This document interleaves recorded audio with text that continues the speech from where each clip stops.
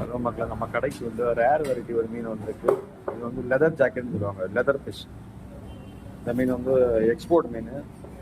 ரொம்ப நாளுக்கு அப்புறம் நம்ம கடைக்கு இன்னைக்கு தான் வந்திருக்கு. ரொம்ப டேஸ்ட்டாக இருக்கும். இந்த மீன் லைவாகவே இருக்கு, லைவ் மீன்.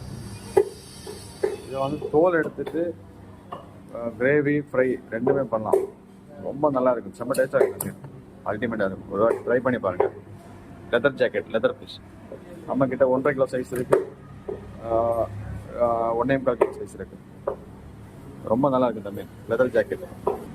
வேறு வெள்ளைக்கிழங்கா வந்திருக்கு, பெரிய சைஸ். சைஸில் கொஞ்சம் மீடியம் சைஸ், நம்ம இந்த கை சைஸ். கரிமீன் இந்த கரிமீன், கேரளா ஃபிஷ் கரிமீன் 8 ரூபா ப்ளஸ்.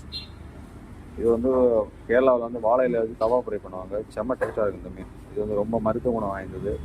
இந்த மீனில் வந்து ஒமேகா 3 இருக்குது, அதுக்கப்புறம் ப்ரோட்டீன் இருக்குது. ரொம்ப நல்லா இருக்குது இந்த மீன். வேறு இது சூரை மீன் இருக்குது, டூனா ஃபிஷ்.